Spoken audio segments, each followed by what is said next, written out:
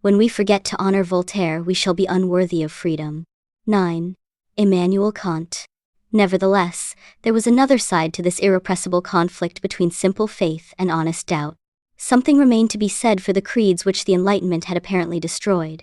Voltaire himself had retained a sincere belief in a personal deity, and had raised to God a pretty chapel at Ferney. But his followers had gone beyond him, and when he died, materialism had pursued every rival philosophy from the field. Now there are two modes of approach to an analysis of the world. We may begin with matter, and then we shall be forced to deduce from it all the mystery of mind, or we may begin with mind, and then we shall be forced to look upon matter as merely a bundle of sensations. For how can we know matter except through our senses, and what is it then for us but our idea of it? Matter, as known to us, is but a form of mind. When Berkeley for the first time clearly announced this novel conclusion to the world, it made a stir among the pundits, and seemed to offer a splendid exit from the infidelity of the Enlightenment. Here was a chance to reassert the primacy of mind, to reduce its threatening enemy to a mere province in its realm, and so to restore the philosophical basis of religious belief and immortal hope. The supreme figure in this idealistic development was Immanuel Kant, perfect archetype of the abstract philosopher. Kant, who traveled much in Königsberg, and from its promenaded streets saw the starry heavens melt into a half-unreal phenomenon, transfigured by perception into a subjective thing. It was Kant who labored best to rescue mind from matter, who argued so irrefutably, because so unintelligibly, against the uses of pure reason, and who, by the prestidigitation of his thought, brought back to life, magician-wise, the dear beliefs of the ancient faith. The world heard him gladly, for it felt that it could live by faith alone, and did not love a science that merely darkened its aspirations and destroyed its hopes. Throughout the 19th century, the influence of Kant grew. Time and again, when rationalism and skepticism threatened the old citadels, men fled for strength and refuge back to Kant. Even so, matter, of fact a man as Schopenhauer, and rabid a heretic as Nietzsche, accepted him, and looked upon his reduction of the world to mere appearance as the indispensable preliminary of every possible philosophy. So vital was Kant's work that in its outlines and its bases, it remains to our own day unshaken and intact.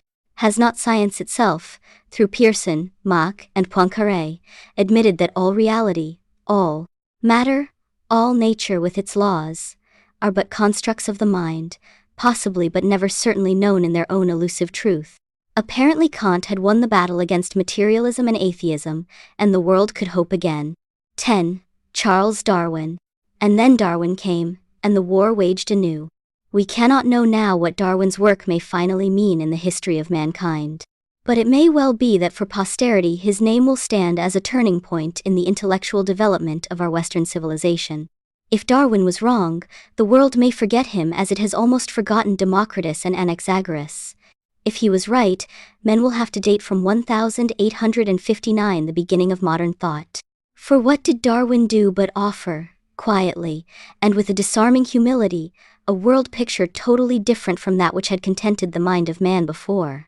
We had supposed that it was a world of order, moving under divine guidance and omnipotent intelligence to a just and perfect fulfillment, in which every virtue would find at last its fit reward. But Darwin, without attacking any creed, described what he had seen. Suddenly the world turned red, and nature, which had been so fair in the autumn's colors under the setting sun, seemed to be only a scene of slaughter and strife, in which birth was an accident, and only death a certainty. Nature became natural selection, that is, a struggle for existence, and not for existence merely, but for mates in power, a ruthless elimination of the unfit, of the tenderer flowers, the gentler animals, and the kindlier men. The surface of the earth seethed with warring species and competing individuals. Every organism was the prey of some larger beast. Every life was lived at the expense of some other life. Great natural catastrophes came: ice ages, earthquakes, tornadoes, droughts, pestilences, famines, wars. Millions and millions of living things were weeded out, were quickly or slowly killed. Some species and some individuals survived for a little while. This was evolution. This was nature. This was reality. Copernicus had reduced the earth to a speck among melting clouds. Darwin reduced man to an animal fighting for his transient mastery of the globe. Man was no longer the son of God. He was the son of strife, and his wars made the fiercest brutes ashamed of their amateur cruelty.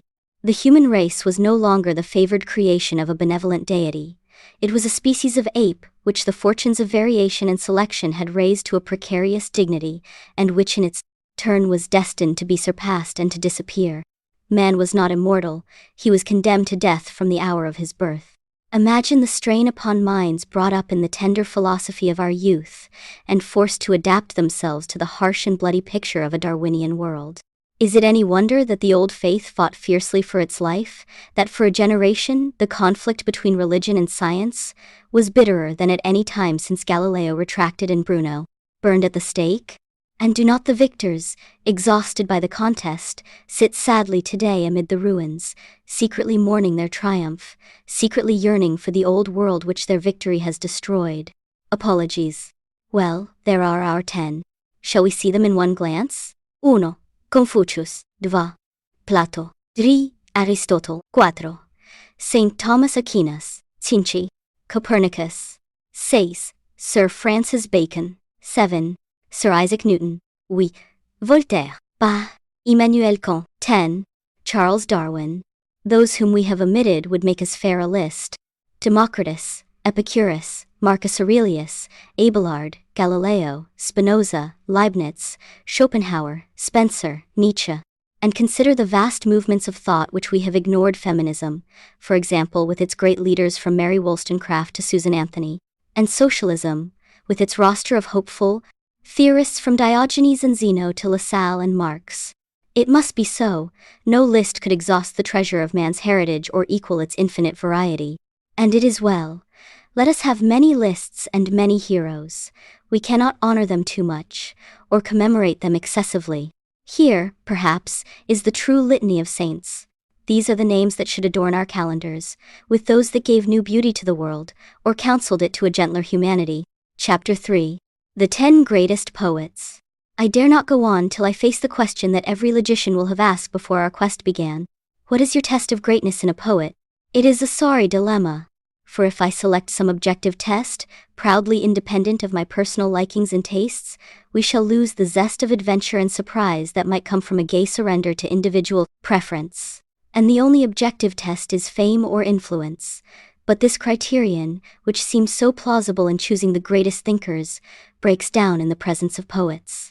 Who could think of rating contemporary poets according to influence or repute? Who would name the kindly and melodious Longfellow as our greatest weaver of songs, merely because greater numbers listen to him gladly than will accept the jaunty heresies and experiments of Whitman? No.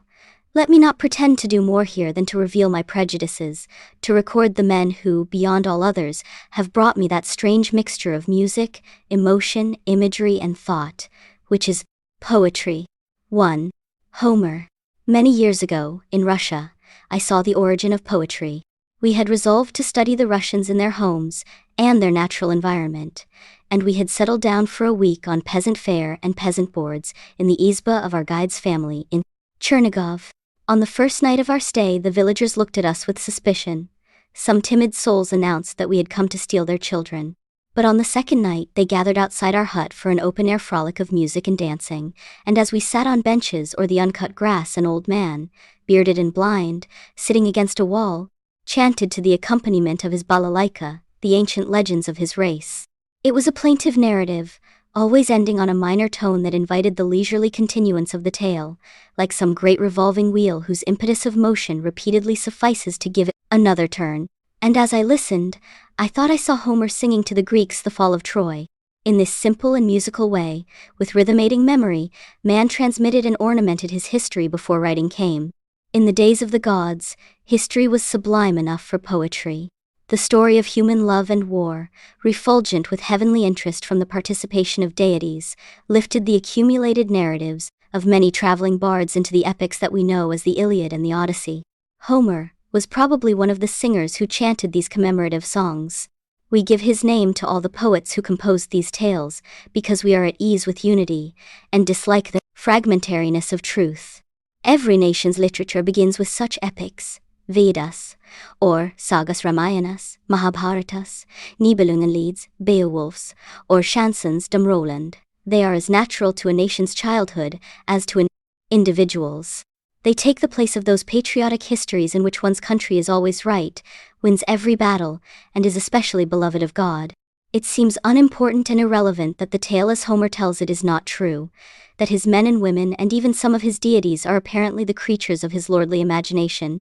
It is so well invented and so vivaciously recounted that if the facts were different, so much the worse for the facts. Beauty has its rights as well as truth, and the Iliad is more important than the Trojan War. Granted that Helen was but a name or an inspiring diplomatic phrase, and that the real objective of the warring Greeks was not a lovely rake but a strategic port. Nevertheless, 7 Troys lie buried in the earth, while Helen is an immortal synonym of loveliness, potent still to launch 100,000 books upon that greatest of all oceans ink. Nor does it matter that these ancient epics are not complex in art or thought. They were addressed to the ear, not to the mind, and to the people, not to subtle lords. They had to be understood as soon as heard, and they had to be carried onward with vigorous action. Today we lead intricate and often introverted lives, in which action as the Greeks knew it is a rare exception, found chiefly in the press and gathered from afar. Man is now an animal that stops and thinks. Therefore our literature is an analysis of motives and thought. It is in mental conflict that we find the profoundest wars and the darkest tragedies. But in Homer's day life was action, and Homer was action's prophet. His verse and style are almost dictated by action. Through his turbulent hexameters the story runs like some broad and powerful stream, so that, when at last we have learned the genealogy of the heroes and the gods, we are caught and held by the poem as by some swift Niagara. And yet, in the midst of the battles, comes such quiet poetry as this, fair even in our lame rendition. Thus made harangue to them Hector, and roaring the Trojans applauded. Then from the yoke loosed their war steeds sweating, and each by his chariot tethered his horses with thongs. And then they brought from the city, hastily, oxen and goodly sheep, and wine honey-hearted. Firewood they gathered withal, and then from the plain to the heavens rose on the winds the sweet savour. And these by the highways of battle, hopeful sat through the night, and many their watchfires burning. Even as when, in the sky, the stars shine out round the night orb, wondrous to see, and the winds are laid, and the peaks and the headlands tower to the view, and the glades come out, and the glorious heaven stretches itself to its widest, and sparkle the stars multitudinous, gladdening the heart of the toil-wearied shepherd even as countless. Twixt the black ships and the river of Xanthus glittered the watchfires, built by the horse-taming Trojans at Ilium. Meanwhile the war-wearied horses, champing spelt and white barley, close by their chariots, waited the coming of gold-throned dawn. Fien. And 2. David I name the psalmist next. Who he was we do not know, except that he was not David. David was a fascinating brigand who made himself rich with robbery, usurped the throne of Saul, stole other men's wives, broke every commandment, and is honored by posterity as the pious author of the Psalms. But these songs of praise were composed by many hands, and any hand but David's. They were accumulated through centuries by the priests of the temple at Jerusalem, and they were brought together only 150 years before Christ, nearly a millennium after David had ceased to be. No matter who wrote them, or when, there they are, the profoundest lyrics in literature, so vivid with ecstasy that even those who doubt all dogmas feel in the blood a strange response to their music. Still, it is true that they complain too much, that they echo or anticipate Job's wonder why the just should suffer so while the ruthless prosper, that they conceive the deity in a narrow and nationalistic sense, that they beg too pugnaciously for the punishment of enemies, that they coax Jehovah with fulsome praise, reproach him for negligence. 10:1-44. And in general picture the God of the Jews, and the pilgrims as a commander-in-chief, mighty and terrible in war. 12:3, 17:8, 34, 40, 64:7. And yet, amid these songs of battle, what tender lyrics of humility and sorrow. As for man, his days are as grass, as a flower in the field, so he flourisheth. For the wind passeth over it, and it is gone, and the place thereof shall know it no more. Never was religious feeling so powerfully or so beautifully expressed, with language that remains, in English, a model of simplicity, clarity, and strength, and in Hebrew, rings out in full organ, tones of majesty, with phrases that are part of the currency of our speech. Out of the mouth of babes and sucklings, the apple of my eye. Put not your trust in princes. With passion and imagery as rich as even the Orient can give, the rising sun is as a bridegroom coming out of his chamber, and rejoiceth as a strong man to run a race. These are the finest songs ever written, and immeasurably the most influential. For 2,000 years men have been moved by them as never even by songs of love. No wonder they were a solace to the Jews in suffering, and to the pioneers who made America. How like a mother's lullaby, full of assurance and repose, is the most famous psalm of all. The Lord is my shepherd, I shall not want. He maketh me to lie down in green pastures, he leadeth me beside the still waters. He restoreth my soul, he leadeth me in the paths of righteousness for his name's sake. Yea, though I walk through the valley of the shadow of death, I will fear no evil, for thou art with me. Thy rod and thy staff they shall comfort me. Thou preparest a table before me in the presence of mine enemies. Thou anointest my head with oil, my cup runneth over. Surely goodness and mercy shall follow me all the days of my life, and I will dwell in the house of the Lord forever. 3. Euripides. And now we are back in Greece, seated in the theater of Dionysius, ready for Euripides. Row upon row of seats in stone semicircles, rising in widening sweep up the hill that bears on its peak the Parthenon. Restless on them sit 30,000 Athenians, loose-togged, passionate, talkative men, alive with feelings and ideas, the keenest audience that ever heard a poet or saw a play. Down toward the front, in chairs of carved and ornamented marble, are the officials of the city, and the priests of the tragic god. At the foot of the great amphitheater is a small slab-paved stage. Behind it the actor's booth, the skene or scene. Above it all, nothing but the sky and the unfailing sun. Far down, at the base of the hill, the blue Aegean smiles. It is the year 415 BC. Athens is deep in the Peloponnesian War, a war of Greek with Greek, shot through with all the ferocity of relatives. The reckless dramatist has chosen for his theme another war, the siege of Troy, and his friends, among whom is Socrates, who goes only to Euripides' plays, have whispered that it will reverse Homer, and show the Trojan War from the viewpoint of the defeated and destroyed. Suddenly, all is quiet. From the actor's booth a figure appears, representing the god of the sea, Poseidon. He stands uplifted by high shoes, speaks through a resounding mask, and intones the keynote of the play. How are ye blind, ye treaders down of cities, ye that cast temples to desolation, and lay waste tombs, the untrodden sanctuaries where lie the ancient dead, yourselves so soon to die. Was it this prologue that Socrates, as story goes, applauded so long that the actor consented to repeat it? The Greeks have killed Hector, and taken Troy, and Talthybius comes to take Hector's wife Andromache, his sister the proud prophetess Cassandra, and his mother Hecuba, the white-haired queen, serve as slaves and mistresses to the Greeks. Hecuba beats her head in grief, and mourns. Beat the crownless head. Rend the cheek till the tears run red. A lying man and a pitiless shall be lord of me. Oh, I will think of things gone long ago, and weave them to a song. O thou whose wound was deepest, thou that my children keepest, Priam, Priam, O age-worn king, gather me where thou sleepest. Translation of Gilbert Murray. Andromache tries to comfort her with the thought of suicide. O mother, having ears, hear thou this word. Fear conquering, till thy heart as mine be stirred. Without joy, to die, is only not to be. And I long since I drew my bow, straight at the heart of good fame. And I know, my shaft hit, and for that I am the more fallen from peace. All that men praise us for, I loved for Hector's sake, and sought to win. I knew that always, be there hurt therein, or utter innocence, to roam abroad, hath ill report for women, so I trod down the desire thereof, and walked my way, in my own garden, and light words and gay parley of women never passed my door. The thoughts of mine own heart I craved no more, spake with me, and I was happy. Constantly, I brought fair silence, and a tranquil eye, for Hector's greeting, and watched well the way of living, where to guide and where obey. O my Hector, best beloved, that being mine, wast all in all to me, my prince, my wise one, O my majesty, of valiance, no man's touch had ever come near me. when thou from out my father's home didst lead me and make me thine, and thou art dead?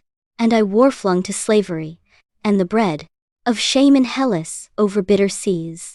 Hecuba reproves her, and suggests the hope that Hector's child, Astyanax, may someday restore his fallen city. But at that moment Talthybius returns to say that the Council of the Greeks, for the security of Hellas, has decided that Astyanax must be flung to his death from the walls of Troy. Andromache, holding the child in her arms, bids it farewell.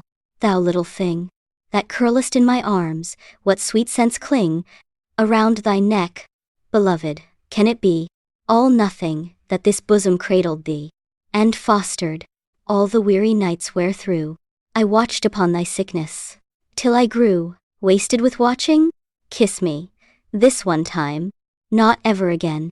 Put up thine arms, and climb about my neck, now kiss me, lips to lips. Oh, ye have found an anguish that outstrips all tortures of the East, ye gentle Greeks. Quick, take him, drag him, cast him from the wall. If cast ye will, tear him, ye beasts, be swift. God hath undone me, and I cannot lift one hand, to save my child from death. Menelaus enters, looking for Helen, and vowing to kill her on sight.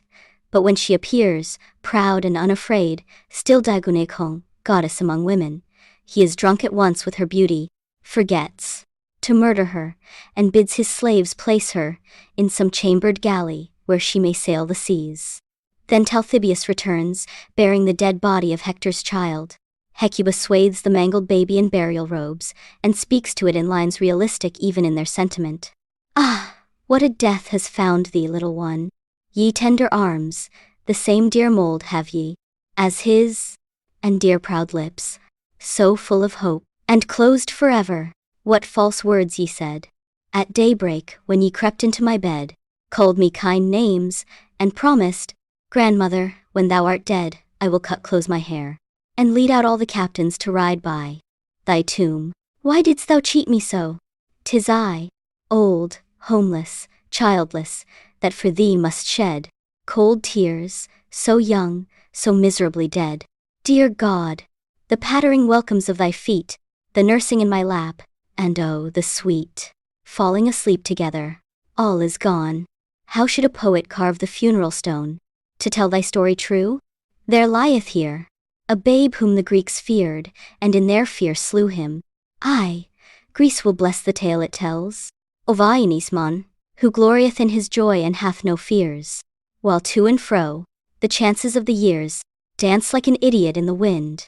She wraps the child in the burial garments, glory of Phrygian raiment, which my thought kept for thy bridal day with some far sought queen of the East, folds thee for evermore. And over the scene of desolation, the tones of the chorus float in melancholy song. Beat, beat thine head, beat with the wailing chime of hands lifted in time, beat and bleed for the dead, woe is me for the dead. Here is all the power of Shakespeare, without his range and subtlety, but with a social passion that moves us as nothing in all modern drama can, except the dying Lear.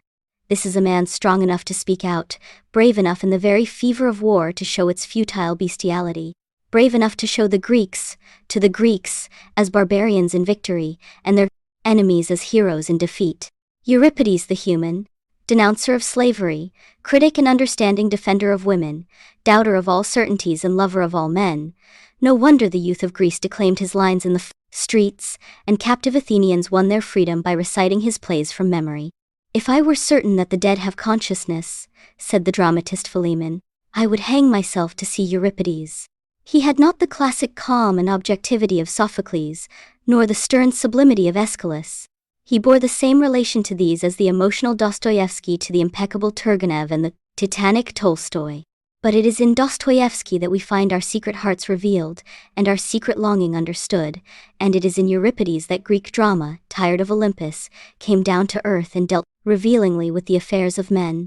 Have all the nations of the world since his time, asked Goethe, produced one dramatist worthy to hand him his slippers? Just one. Lucretius 4 centuries pass. We are in an old Italian villa, built by a rich nonentity named Memmius, far from the noise of Rome.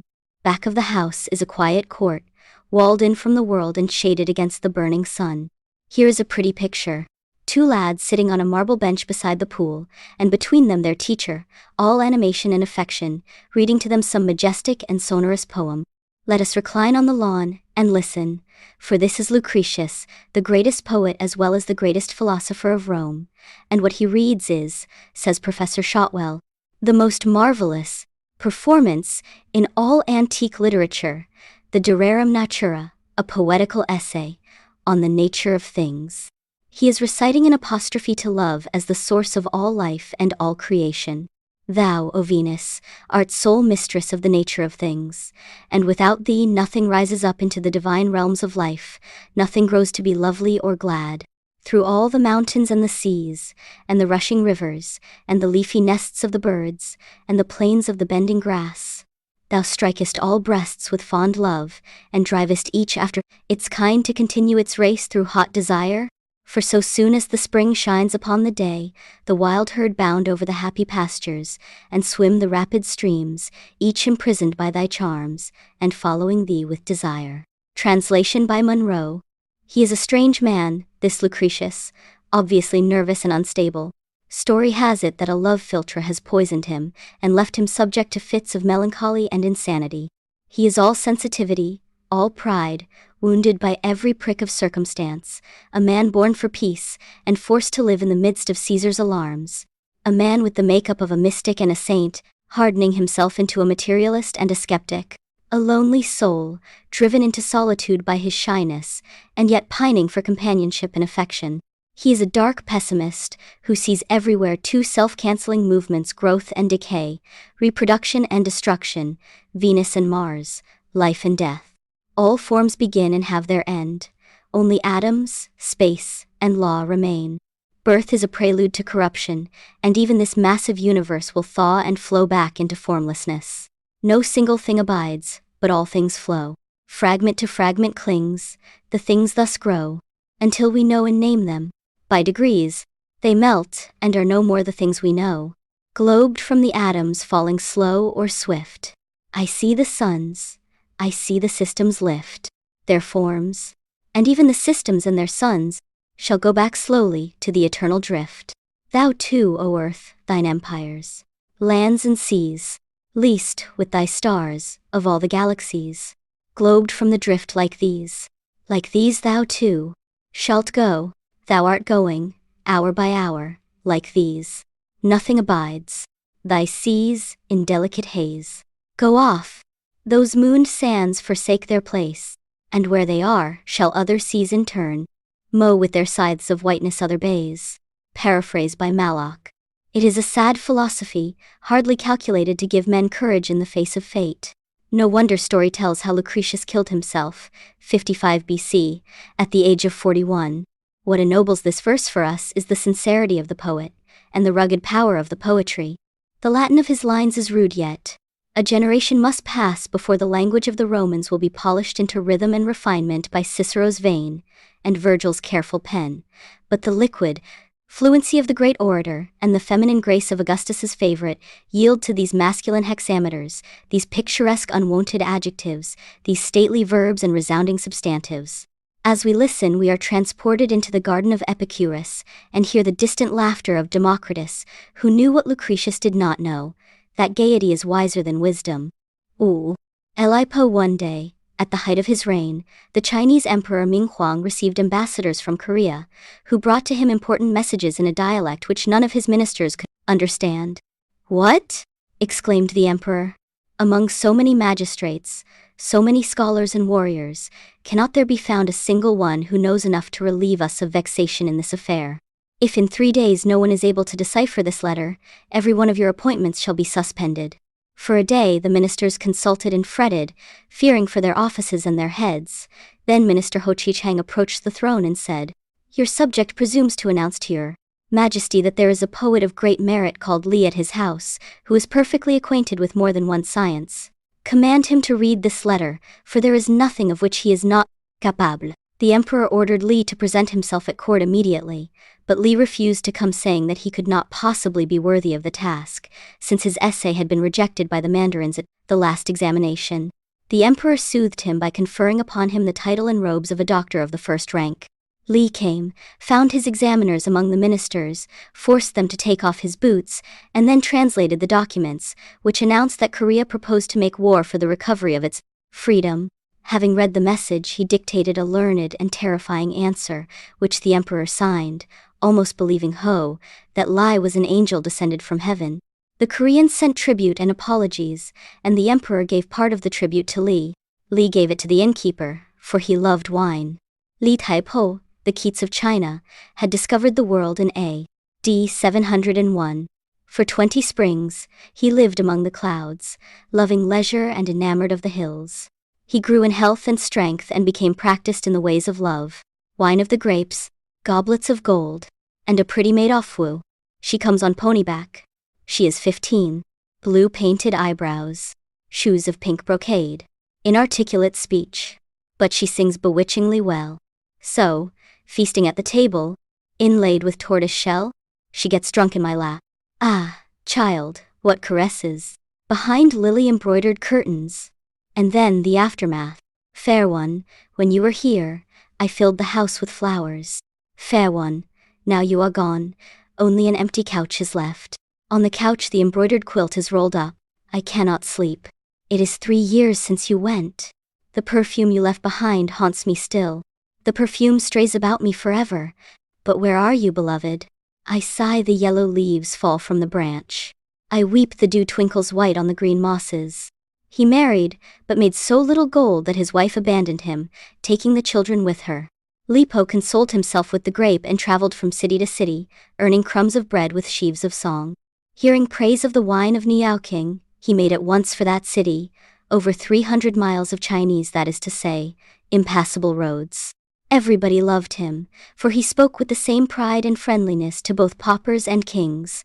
At the capital the emperor befriended him, but could not command him, says his fellow poet Tu Fu. As for Lipo, give him a jugful, he will write 100 poems. He doses in a wine shop, on a city street of Chang'an, and though his sovereign calls, he will not board the imperial barge. Please your majesty, says he, I am a god of wine. He accepted the philosophy of Lu Ling, who desired to be followed always by 2 servants, one with inexhaustible wine, the other with a spade to bury him wherever he might fall. For, said Lu, the affairs of this world are no more than duckweed in the river. So, they soon seemed to Li, for when Ming Huang lost his throne for love, the poet lost a patron, and fled from Chang, and to wander again over the countryside. Why do I live among the green mountains? I laugh, and answer not. My soul is serene. It dwells in another heaven and earth belonging to no man. The peach trees are in flower, and the water flows on. His last years were bitter, for he had never stopped to make money, and in the chaos of revolution and war, he found no king to keep from that starvation which is the natural reward of poetry. In the end, after imprisonment, condemnation to death, pardon, and every experiment in suffering, he found his way to his childhood home, only to die 3 years afterward. Legend, unsatisfied with a common end for so extraordinary a soul, told how he was drowned in a river while attempting to embrace the water's reflection of the moon. Shall we have one more of his songs? My ship is built of spicewood and has a rudder of Mulan. Musicians sit at the 2 ends with jeweled bamboo flutes and pipes of gold. What a pleasure it is, with a cask of sweet wine and singing girls beside me, to drift on the water hither and thither with the waves. I am happier than the fairy of the air, who rode on his yellow crane, and free, as the merman who followed the seagulls aimlessly. Now with the strokes of my inspired pen I shake the 5 mountains. My poem is done, I laugh, and my delight is vaster than the sea. Oh, deathless poetry! The songs of Chu Ping are ever glorious as the sun and moon, while the palaces and towers of the Chu kings have vanished from the hills. Liu. Europe was passing through her dark ages when China, in the Tiang and Sung dynasties, undoubtedly stood at the very forefront of civilization, as the most powerful, the most enlightened, the most progressive, and the best governed empire on the face of the globe. Murdoch. How slowly Europe recovered from her long nightmare of Roman degeneration and barbarian invasion. But at last new cities grew, new wealth, and new poetry, from France to Persia, and from Nizhny Novgorod to Lisbon. Reawakened trade brought forth the flowers of literature and art. In Naishapu Oma, the tent-maker sang his rubaiyat of disillusioned joy. In Paris, Villon subtracted heads from bodies and added verse to verse. And in Florence, Dante met Beatrice and was never the same again. See him, aged 9, at a party, trying to hide in the midst of a multitude, conscious of every limb on his body and of every eye and mind in the room, wincing at the thought that such a man is stronger, and such a girl too beautiful to notice him. Suddenly, Beatrice Portinari is before him, only a girl of 8, but at once he is in love with her, to the full depth of his adolescent soul, with a love too young to think of the flesh, and yet mature enough to be flooded with devotion. At that instant, I say truly that the spirit of life, which dwells in the most secret chamber of the heart, began to tremble with such violence that it appeared fearfully in the least pulses, and, trembling, said these words, "Behold a God stronger than I, who coming, shall rule over me." So he writes years later, in an idealized account, "For nothing in memory is ever so sweet as first love." And he goes on, "My soul was wholly given over to the thought of this most gentle lady, whereby in brief time I fell into so frail and feeble a condition, that my appearance was grievous to many of my friends. And many sought to know from me that which I wished to conceal. But I, perceiving their questioning, answered that it was love that had brought me to this pass. I spoke of love because I bore on my face so many signs that this could not be concealed. But when they asked me, 'For whom has love thus wasted thee?' I, smiling, looked at them and said nothing. But Beatrice married another, and died at 24, so that it was possible for Dante to love her to the end. To make this love doubly sure, he married Gemma dei Donati, and had by her 4 children and many quarrels. He could never quite forget the face of the girl who had died before time could efface her beauty, or realize desire could dull the edge of imagery. He plunged into politics, was defeated and exiled, and all his goods were confiscated by the state.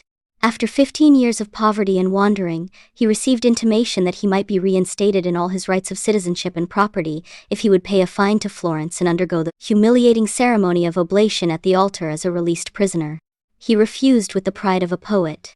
Thereupon the gentle Florentines, being Christians, to a man decreed that wherever caught, he should be burned alive. He was not caught, but spiritually he was burned alive. He could describe hell later because he went through every realm of it on earth, and if he painted paradise less vividly, it was for lack of personal experience. He passed from city to city, hunted and friendless, time and again near to starvation. Perhaps the poem which he now began to write saved him from madness and suicide. Nothing so cleanses the dross out of a man as the creation of beauty or the pursuit of truth, and if the two are merged in one with him, as they were with Dante, he must be purified. This bitter world was unbearable except, as Nietzsche would phrase it, to the eye that considered it a dramatic and aesthetic spectacle. To look at it as a scene to be pictured would take some of its sting away. So Dante resolved to write. He would tell, in terrible allegory, how he had gone through hell, how he had been made clean by the purgatory of suffering, and how he had won a heaven of happiness at last, under the guidance of wisdom and love. And so, aged 45, he set his hand to the Divine Comedy, the greatest poem of modern times. In the midway of this our life, he tells us, he stumbled through a dark forest, and then, led by Virgil, found himself before the gates of hell, reading their dour inscription, "All hope abandon, ye who enter here." In the Italian, "Lasciate ogni spe, anza voi chantrate." It sounds like a racking of limbs, a tearing of flesh, and a gnashing of teeth on edge. He tells how he saw all the philosophers gathered in hell, and heard Francesca da Rimini recount her love and death with Paolo, and how from these scenes of torment he passed with Virgil to purgatory, and then, with Beatrice to guide him, into heaven. It would not have been medieval had it not been an allegory. Our human life is always a hell, says the poet, until wisdom, Virgil, purges us of evil desire, and love, Beatrice, lifts us to happiness and peace. Dante himself never knew such peace, but remained to the end in exile, dark of countenance and soul, as Giotto painted him. People remarked that he was never known to smile, and they spoke of him, in awe, as the man who had returned from hell. Broken and worn, and prematurely old, he died at Ravenna in 1321, only 56 years of age. 75 years later, Florence begged for the ashes of him whom, alive, she would have burned at the stake, but Ravenna refused. His tomb still stands as one of the great monuments of that half-Byzantine city. There, 500 years after Dante, another exile Byron knelt and understood. William Shakespeare. Dante, said Voltaire, was a madman, and his work is a monstrosity. He has many commentators and therefore cannot be understood. His reputation will go on increasing, for no one ever reads him. And he writes, Shakespeare, who flourished in the time of Lope de Vega, is a barbarian, who composed monstrous farces called tragedies. The English of the 18th century agreed with the Frenchman. Shakespeare, said Lord Shaftesbury, is a coarse and savage mind. In 1707, Nahum Tate wrote a drama called Othello, saying that he had borrowed the idea of the play from a nameless author. Alexander Pope, being asked why Shakespeare had written such plays, answered, "One must eat. Such is fame. A man should never read his reviewers, nor be too curious about the verdict of posterity. All the world knows Will Shakespeare's story. How he married in haste and repented without leisure, how he fled to London, became an actor, revamped old plays with his own light and fire, and did the town with wild Kit Marlowe, believing that all things are with more spirit chased than enjoyed, how he fenced with wit against Chapman and rare Ben Jonson at the Mermaid Tavern, how he declared war against the rising Puritans, and challenged them merrily. Dost thou think, because thou art virtuous, there shall be no more cakes and ale? How he read Plutarch, Froissart and Holinshed and learned history, how he read Montaigne and learned philosophy, how at last through learning, suffering and failure he became William the Conqueror. To all the dramatists of his time, and has ruled the English-speaking world ever since. His rich and riotous energy was the source of his genius and his faults.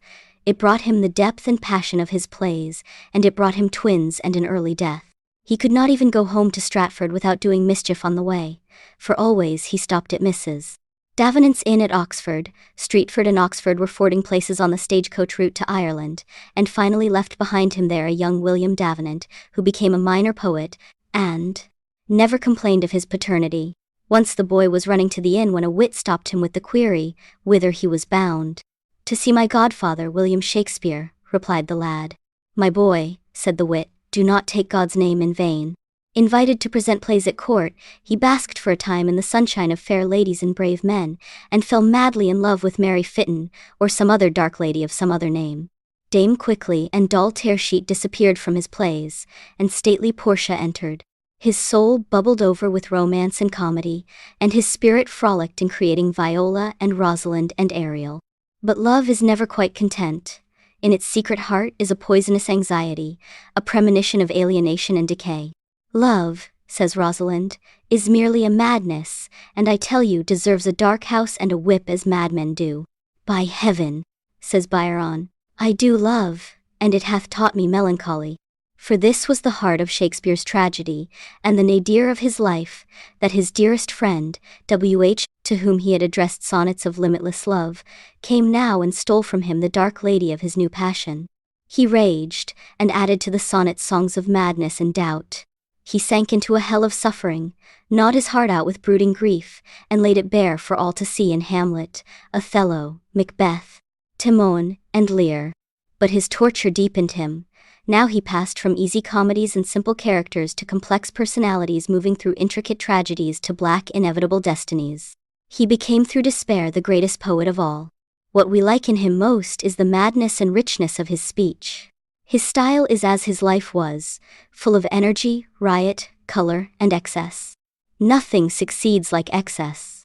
It is all hurried and breathless, this style. Shakespeare wrote in haste and never found leisure to repent. He never erased a line or read a proof.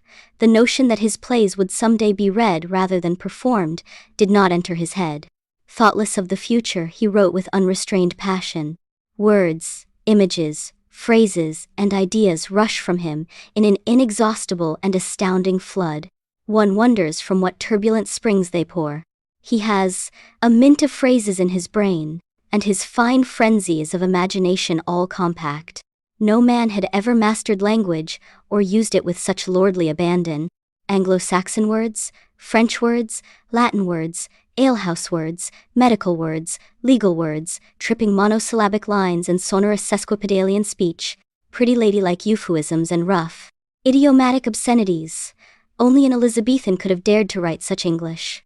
We have better manners now, and less power. Yes, the plots are impossible, as Tolstoy said. The puns are puerile, the errors of scholarship are Baconianly legion, and the philosophy is one of surrender and despair. It does not matter. What matters is that on every page is a godlike energy of soul, and for that we will forgive a man anything. Life is beyond criticism, and Shakespeare is more alive than life. Bah! John Keats. Let us pause for a moment, and count the great whom we have passed by unsung. First Sappho, flinging her lyric love from a lesbian promontory, then Aeschylus and Sophocles, winning the Dionysian prize so many times oftener than Euripides.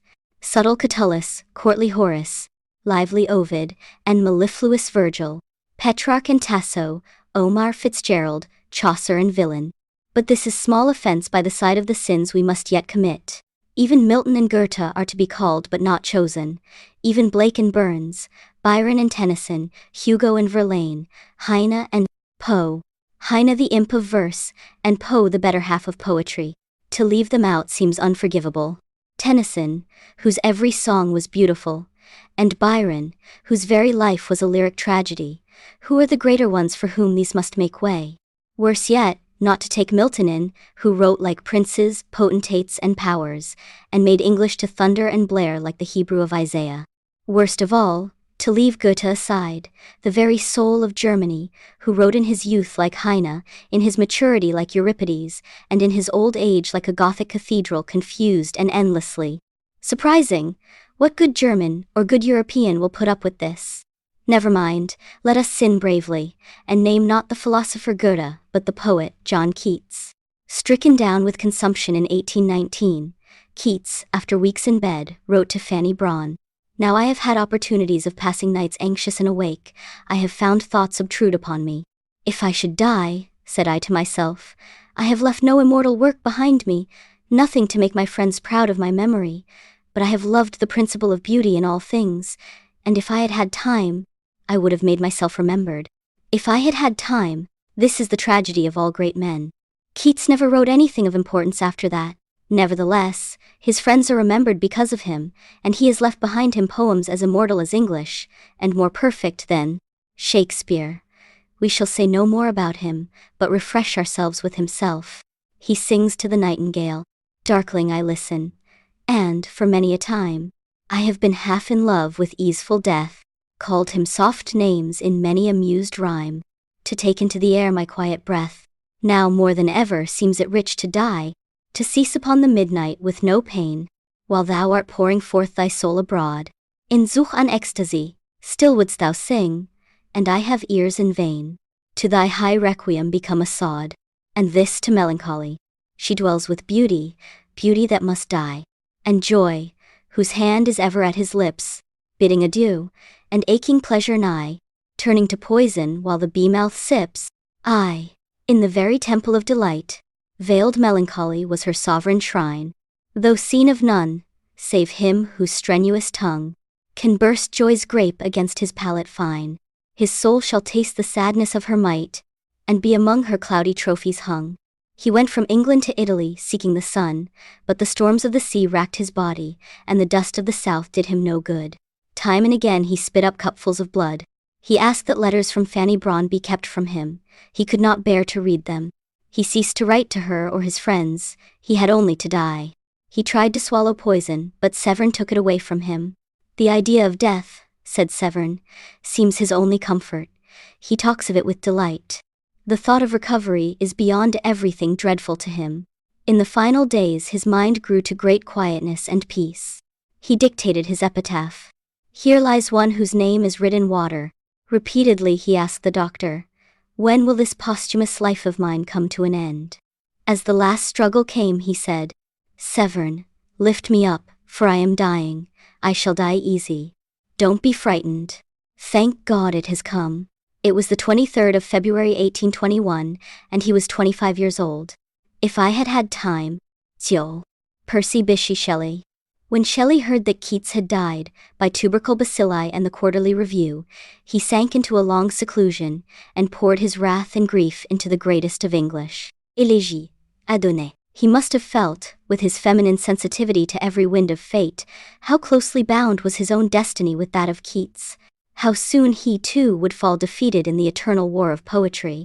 And fact, for Shelley, as Sir Henry Maine would have put it, had based his life and thought on the state of nature, on Rousseau's dream of a golden age, in which all men had been, or would be, equal, and he was almost physiologically hostile to that historical method, which balances ideals with realities, and aspirations with history. He could not read history. It seemed to him an abominable record of miseries and crimes. In every age that he studied he sought out not the actual conduct and vicissitudes of men, but their poetry, and their religion, their ideal feelings and desires. He knew Aeschylus better than he knew Thucydides, and he forgot that in Aeschylus Prometheus was bound. What could be more certain than his suffering? He was as sensitive as his sensitive plant, subject like it to quick decay while rougher fibers flourished and survived. He described himself through Julian as, me, who am as a nerve o'er which do creep the else unfelt oppressions of this earth. No one would have thought, seeing this delicate lad, never quite adult, that he had set all England fuming with his heresies. Trelawney, meeting him for the first time, wrote, "Was it possible this mild-looking beardless boy could be the veritable monster at war with all the world?" Macready, the painter, said that he could not portray Shelley's face, because it was too beautiful, and too elusively so. The man's soul was elsewhere. No one was ever more completely or exclusively a poet. He is to poets what Spenser was before Shelley, came the very embodiment of all that poetry,